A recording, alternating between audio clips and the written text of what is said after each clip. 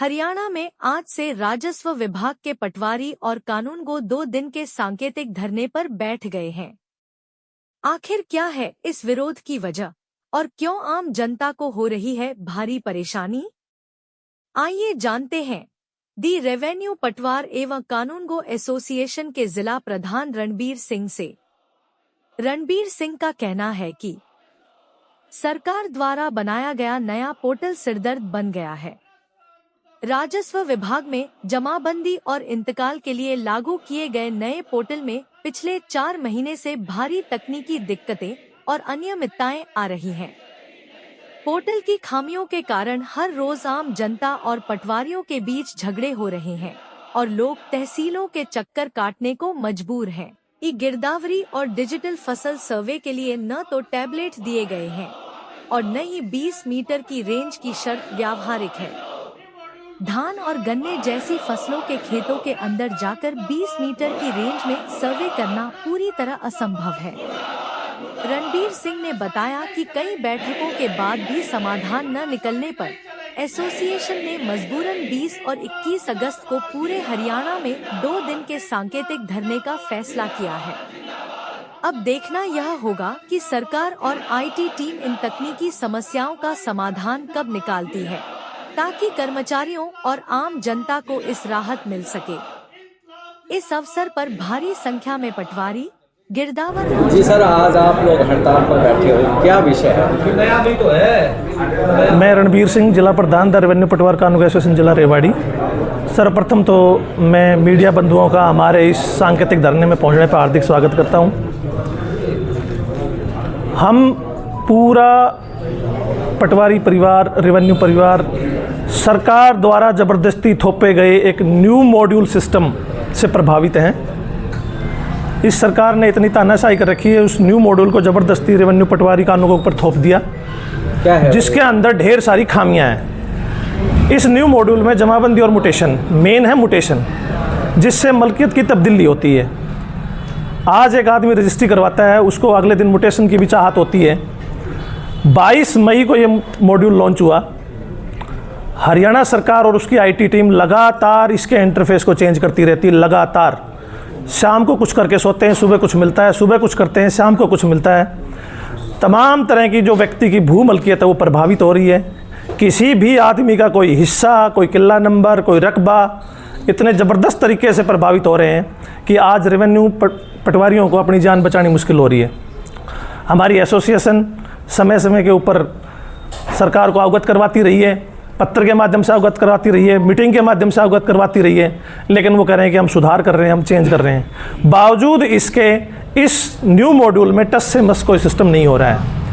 आज हालात ये हो गए हैं कि जो ज़मींदार हैं वो लगातार 3-4 महीने से चक्कर लगा रहे हैं तहसीलों के, और वो सिस्टम हमारे हाथ में भी नहीं है।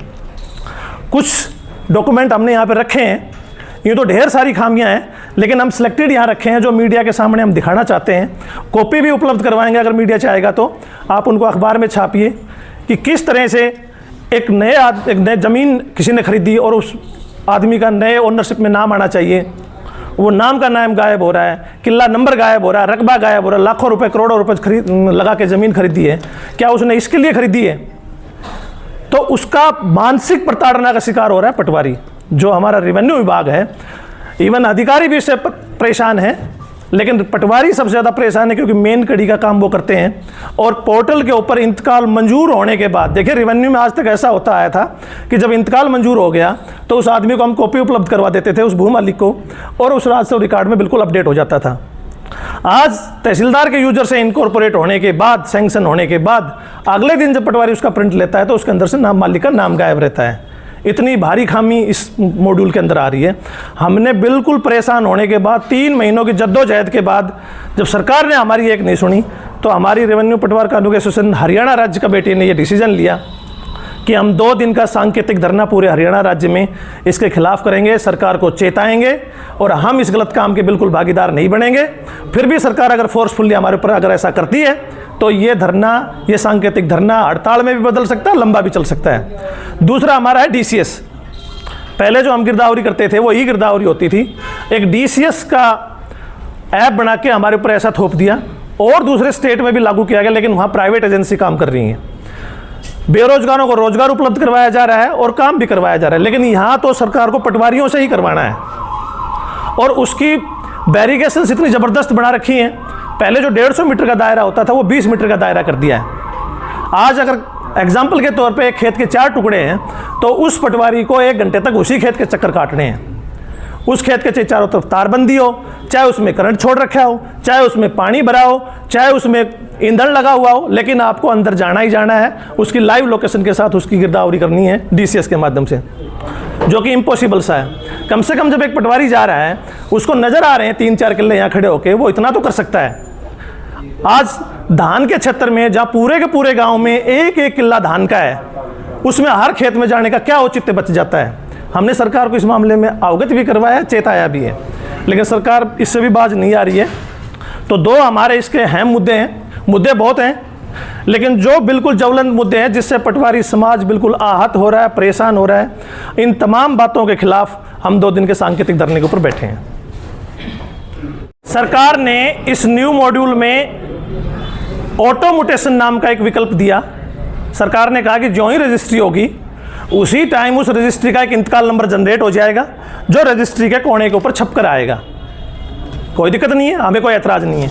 हमारे पास एक रजिस्ट्री आई, इस रजिस्ट्री में इंतकाल नंबर 1666 लिखा है।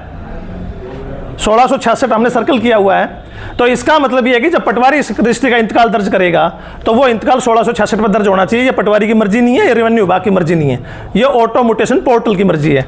लेकिन जब पटवारी ने उस इंतकाल को दर्ज करना चाहा तो ये इंतकाल जाके 1654 के ऊपर दर्ज हुआ है, जो कि ऑटो सरकार का ये ऑटो म्यूटेशन स्कीम है।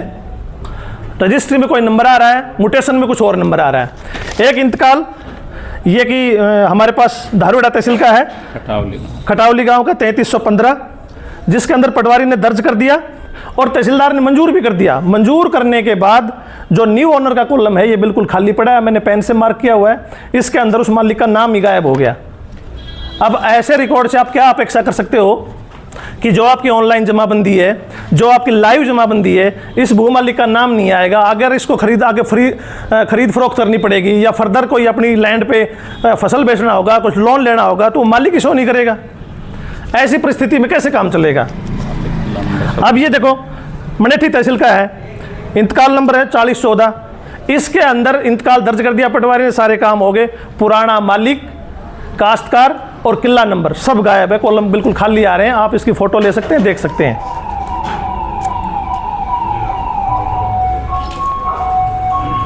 बहुत भारी तकनीकी खामियां हैं। अगर हल्की फुल्की होती, पटवारी इतनी आसानी से सांकेतिक धरने पे या हड़ताल पे नहीं बैठता, हर व्यवस्था को मैनेज करने की कोशिश करता है। पटवारी कोई IT एक्सपर्ट नहीं है, ये पटवारी जो है इंजीनियर नहीं है, ये टेक्निकल बैकग्राउंड से नहीं है। पटवारी है, पटवार की ट्रेनिंग करके आता है, इसको रेवेन्यू की, भू राजस्व की सारी जानकारी होती है, लेकिन उनके ऊपर ज़बरदस्ती, इनको इतना ज़बरदस्त वो ये मान के चल रहे हैं कि वो बड़े एक्सपर्ट हैं।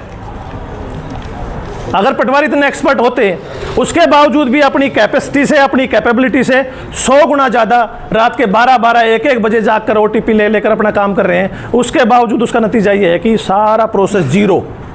इससे आम जनता भी आम जनता बहुत ज़्यादा परेशान है। जमींदार भू मालिक हमारे पास आता है, वो भी हमारी मजबूरियों को अब समझने लगा है, और उन्होंने भी, कल मैंने कुछ जमींदारों से बात की तो उन्होंने कहा जी पटवारी जी आप ये करो, हम आपके साथ हैं, क्योंकि हम भी पिछले 3 महीने सफ़र कर रहे हैं।